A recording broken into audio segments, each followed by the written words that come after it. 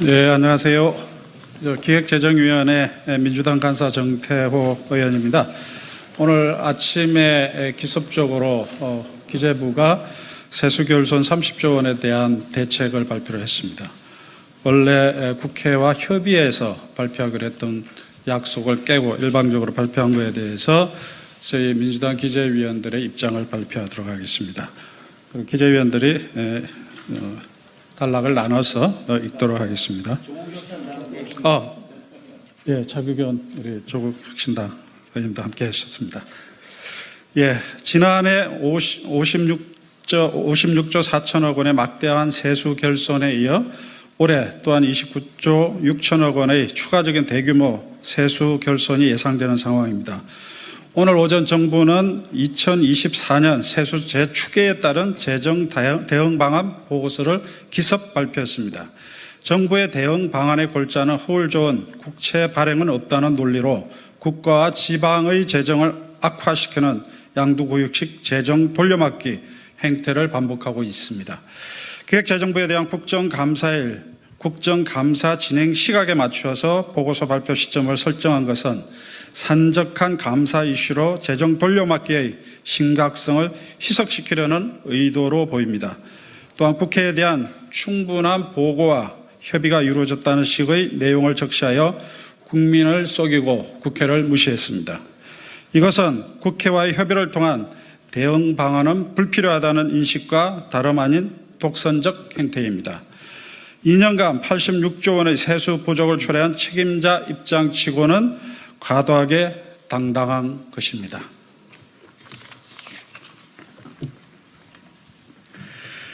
보고서 제목 또한 세수 재추계에 따른 재정 대응 방안이 아니라 정확히는 30조 원 세수 결손에 따른 재정 대응 방안이 되어야 합니다.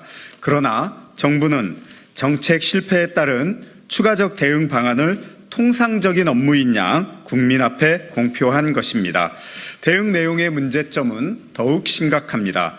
또다시 지방교부세 집행을 보류하고 외국환 평형기금과 주택도시기금 등 최대 16조 원을 투입하여 돌려막기 하겠다는 것입니다. 그러면서 지방교부금 재추계에 따른 9.7조 원 감액해야 하지만 그중 3.2조 원을 교부할 것이며 6.5조 원만 집행을 보류하겠다고 선심 쓰는 양 밝히고 있습니다. 지방채 인수라는 통상적인 지방재정 융자 사업도 하나의 새로운 방안인 것처럼 강구할 계획이라고 하고 있습니다. 정부는 국채를 발행하지 않을 테니 지방자치단체로 하여금 지방채를 발행하라는 빚 떠넘기기 의도로밖에 보이지 않습니다.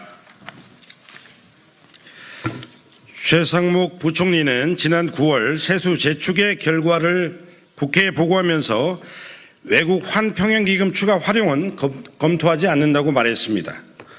그러나 오늘 대응 방안에는 외환 방파제인 외평기금을 6조 원까지 추가 활용하겠다고 합니다. 시장에 1,400원이라는 환율 공포가 엄습하는 상황인데 1,400원이라는 고환율 그저 뉴 노멀이라는 것입니까? 외평기금을 세수 결손에 활용한다는 것은 대외 신인도 부담이 아니고 국채 발행만 대외 신인도에 부정적 영향을 끼치는 것인지 묻지 않을 수 없습니다. 4년 만에 100조 원이 붕괴되고 최근 2년간 여유자금이 35조 원 줄어든 주택도시기금을 최대 3조 원 활용하겠다는 것입니다. 윤석열 정부는 취임 직후 공공임대주택 공공실적과 예산을 5조 원 넘게 삭감하여 24% 축소시킨 바 있습니다.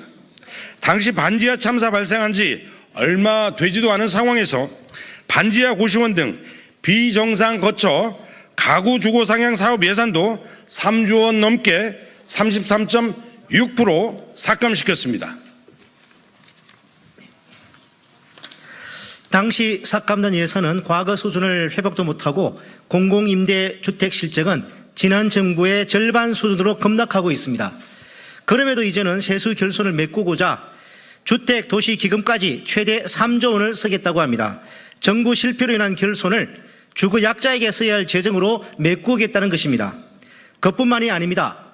여유재원이라고 하는 주택도시기금은 주택 구입용 대출인 디딤돌 대출과 전세 자금을 빌려주는 버팀목 대출 규모를 축소하겠다고 정부가 발표한 바 있습니다. 여유 재원이 아니라 실질적으로는 서민들의 생애 첫 주택 구입 자금과 전세 대출금을 축소해 세수 결손의 재원으로 활용하겠다는 것과 다름없습니다. 게다가 통상적 불용이 9조 원 가능하다고 밝혔습니다.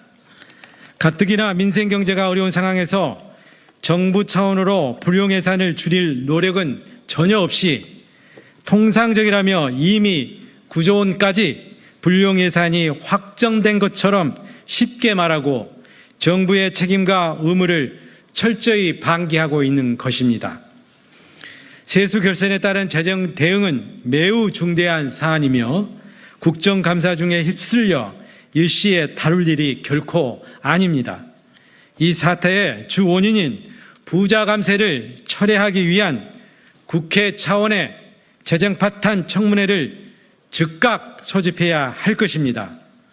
국민의힘 또한 정부의 재정 정책 실패를 덮는 일에 동조하기보다 국민의 경고에 귀 기울여 정부 실패를 바로잡기 위한 국회 고유의 업무에 동참하기 바랍니다. 2024년 10월 28일 국회 기획재정위원회 더불어민주당 조국혁신당 의원 일동.